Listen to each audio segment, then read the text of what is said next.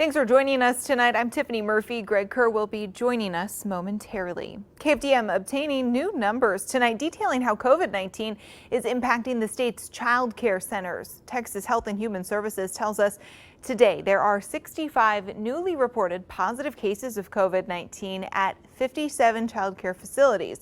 The majority, 40 of them, are staff members. 25 of the cases are children.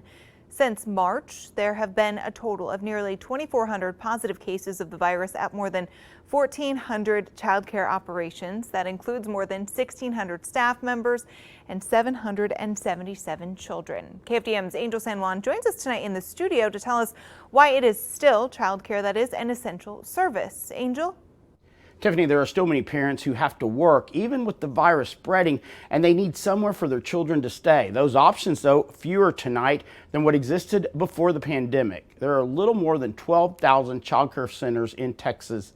Now, that's 5,000 fewer than there were last year, but those still in business are making sure parents feel at ease that their children will be safe. This month marks a year since Kiera Watkins opened Sky is the Limit Learning Center in Port Arthur, a daycare center for children up to the age of 5. Still in its infancy, but a business with lots of potential. Getting the word of mouth, getting people in. We're still working on it. We're still doing a little bit of advertising and trying to get people in. The momentum put on pause in March because of COVID-19. A lot of people are iffy now because of the current pandemic going on. So a lot of people are opting to keep their kids a little home if they can. Nearly 30% of child care facilities operating in Texas last year are now closed. Watkins feared a similar fate as a result of COVID. Honestly, we were at a point where our lease was almost up, so I was kind of wondering if we should continue or not. But we went ahead and took a leap of faith and did so. A leap of faith because Watkins knew there were parents who did not have a choice but to return to work, especially one specific group. What our main intent is to help teachers.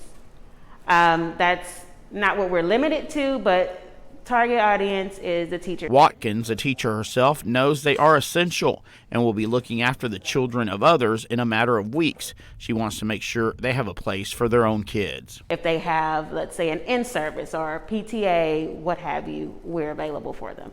Texas Health and Human Services enacted emergency rules that include checking the temperatures of staff and students daily. Also, parents are not allowed inside. The parents can also communicate with us through this app. Instead, the facility uses an app to keep parents updated virtually on their children's well-being. It allows us to have a little transparency. We send pictures throughout the day. They know exactly what their kid ate, how much, when they went to the restroom. The goal is to limit human interaction and prevent the COVID spread. All of their nap things, and we also have some learning equipment for them so they don't have to share. Each child gets his or her own mats and toys, all of which are sanitized after use. They're all put away individually just to keep everything contained for that one child, just in case if anything were to happen, if anyone were to get sick, we have everything kind of sectioned off by themselves. Offering children a safe space while their parents work, and in return, parents get peace of mind when so much else is unsettled in this age of COVID.